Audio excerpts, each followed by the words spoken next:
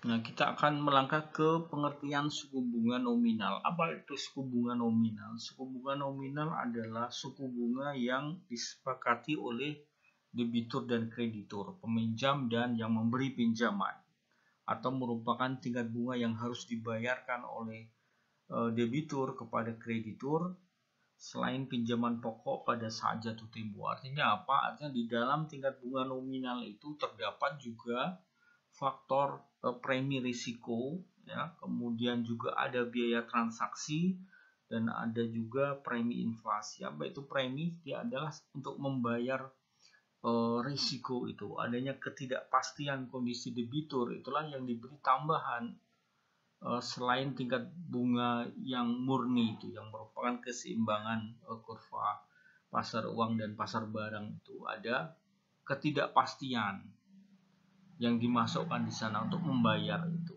Ada juga biaya komunikasi, biaya prasarana dan sebagainya sebagai biaya transaksi, dan adanya tambahan risiko inflasi di masa depan. Nah, semua itu dimasukkan ditambah dengan tingkat bunga murni, maka itulah tingkat bunga nominal, ya. Nah, itu menurut bukunya Pak Budiono itu seperti itu, ya. Berikutnya adalah pengertian dari suku bunga real, ya. Nah, intinya adalah sebenarnya di baris pertama itu saja, gitu ya. Jadi suku bunga real adalah suku bunga nominal, ya, suku bunga nominal kalian sudah memahami tadi di slide sebelumnya, dikurangi laju inflasi pada periode yang sama. Itu aja sebenarnya, ya. Nah, kemudian di bawahnya ada beberapa rumus, ya. Suku bunga real atau R besar R kecil, ya, RR ada sebagai actual real rate of interest, itu sama dengan tingkat bunga nominal, ya, dikurangi laju inflasi. Jika kemudian dia ditambah dengan adanya unsur expected atau yang diharapkan, maka rumusnya seperti itu. Nah, kemudian jika dimasukkan rumus suku bunga nominal, ya, yang di slide tadi sebelumnya, maka rumus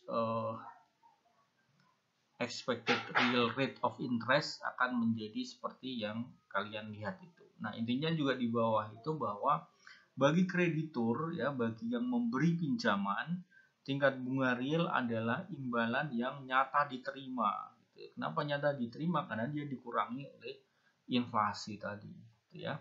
Sedangkan bagi debitur, merupakan debitur itu peminjam, berarti dia adalah beban real atas penggunaan uang dari orang lain atau biaya real dari sebuah capital. Nah, itu pengertian suku bunga real. Di bukunya Friedrich Mishkin dikatakan bahwa persamaan Fisher menyatakan bahwa suku bunga nominal sama dengan suku bunga real ditambah tingkat inflasi yang diharapkan. Nah, itu rumusnya seperti itu, sehingga didapat suku bunga real adalah suku bunga nominal dikurangi tingkat inflasi yang diharapkan. Nah, sama dengan slide sebelumnya, ya, rumus ini. Nah, sekarang pertanyaannya, berapa suku bunga real jika suku bunga nominal 10% dan tingkat inflasi yang diharapkan 4% selama setahun? Berapa jumlah suku bunga real? Berikut saya ambilkan dari bukunya Dahlan Syahmat tentang manajemen bank umum. Nah, di situ ada pengertian dari loan pricing, ya, atau penetapan bunga kredit. Adalah kegiatan yang dilakukan oleh perbankan tentunya untuk menetapkan tingkat bunga kredit yang dikenakan kepada nasabah tertentu. Ada beberapa faktor yang mempengaruhi di dalamnya. Yang pertama adalah biaya dana dari bank. Biaya dana itu adalah, kalau ini kredit, tentunya dana berasal dari dana pihak ketiga, ya, seperti tabungan, deposito, giro dan sebagainya.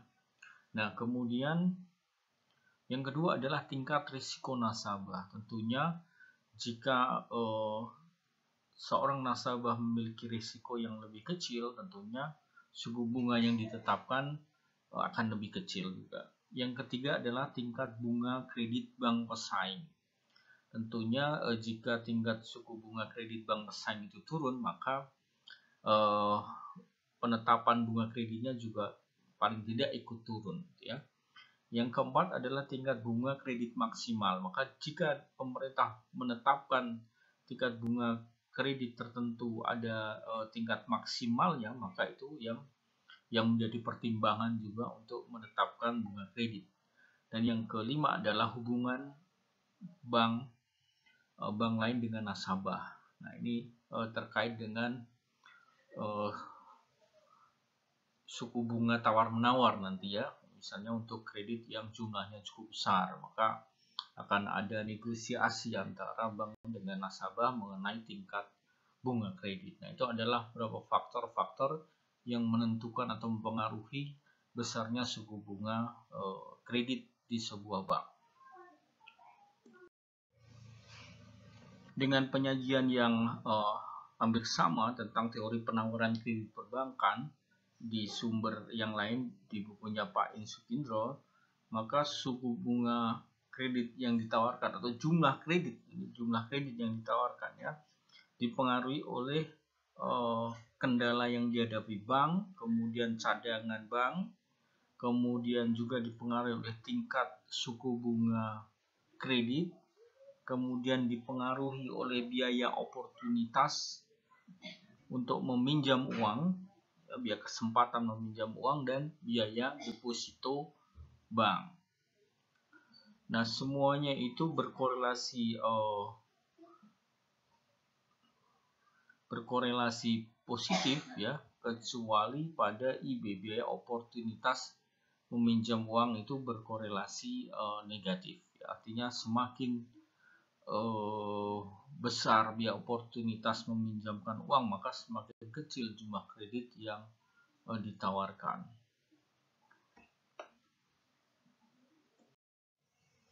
Beberapa slide ke belakang ini menunjukkan data terbaru tentang suku bunga dana pihak ketiga dan suku bunga kredit, ya. Nah, di slide ini adalah kita lihat suku bunga rata-rata dana pihak ketiga bank umum atau commercial bank, ya. Di Februari 2020 kita lihat suku bunga tabungan itu besarnya 1,16%, giro 2,33%, kemudian deposito misalnya, ya, ini untuk yang 1 bulan itu diberi bunga 5,87%. Nah, ini adalah suku bunga yang terjadi sekarang, ya, tingginya tingkat suku bunga dana pihak ketiga bank umum di bulan Februari. Kita akan lihat suku bunga kredit nanti di slide berikutnya. Nah, untuk suku bunga kredit dibedakan atas 3 jenis penggunaan, ya, ada kredit modal kerja, investasi, dan konsumsi. Maka kita lihat di bulan Februari 2020 ini suku bunga kredit modal kerja itu tingginya 10,07 ini secara rata-rata, kredit investasi 9,87 dan kredit konsumsi 11,41. Kredit konsumsi tentunya lebih tinggi dibandingkan dengan kredit modal kerja dan investasi. Nah, bandingkan dengan suku bunga dana pihak ketiga tadi itu, ya. Nah, selisih antara suku bunga kredit dengan suku bunga dana pihak ketiga itulah yang menjadi penghasilan bagi salah satu sumber penghasilan, ya, dari perbankan. Kalau yang tadi adalah data dari bank umum, sekarang di slide ini adalah data dari Bank Perkreditan Rakyat atau BPR. Kita lihat suku bunga tabungan itu sebesar 3,27%, deposito 8%, sementara suku bunga kreditnya untuk BPR ini kisarannya antara 22 sampai 24, ya. Kalau tadi bank umum sekitar 11%, kalau BPR adalah sebesar 23%, ya, rata-rata. Dana pihak ketiganya sekarang depositonya 8%. Kalau yang tadi bank umum sekitar berapa 2-3%. Nah, ini adalah perbedaan antara suku bunga yang berlaku di bank umum dan yang berlaku di bank perkreditan rakyat. Kenapa bisa lebih tinggi? Karena memang opportunity cost-nya memang lebih tinggi dihadapi oleh BPR, kemudian juga risiko yang dihadapi juga lebih tinggi untuk BPR-nya.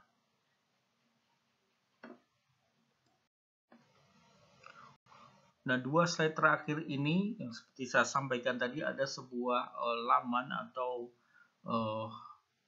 website yang cukup bagus untuk membuat simulasi perhitungan kredit ya. Kita tahu di aplikasi di lapangan itu atau di perbankan itu biasanya ada 3 jenis perhitungan bunga ya. Ada bunga suku bunga tetap atau flat, kemudian ada suku bunga efektif, dan ada suku bunga anuitas. Nah, kalian bisa masuk ke website itu simulasikredit.com, kemudian kalian bisa simulasi sendiri, misalnya berapa jumlah pinjaman, kemudian berapa suku bunga, berapa lama pinjaman, maka akan langsung keluar berapa angsuran per bulannya kredit tersebut. Nah, kalian bisa simulasikan jika menggunakan perhitungan tingkat bunga flat, kemudian tingkat bunga efektif, dan tingkat bunga anuitas ya. Nanti anuitas itu yang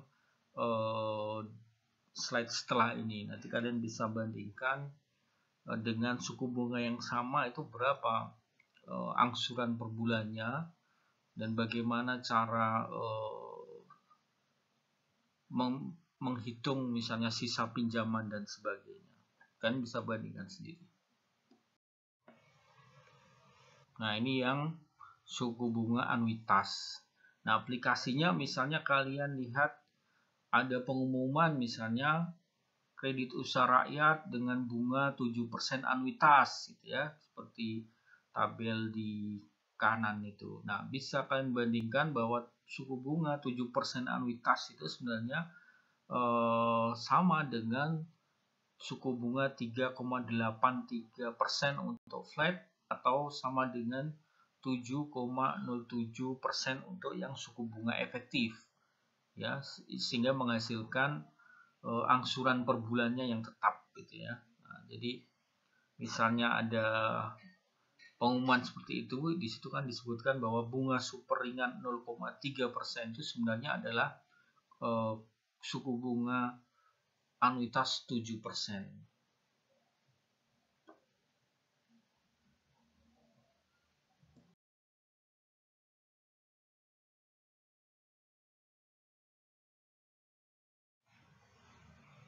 Demikian paparan saya tentang tingkat suku bunga di minggu ke-11 ini. Mohon maaf jika ada kesalahan. Terima kasih. Assalamualaikum warahmatullahi wabarakatuh.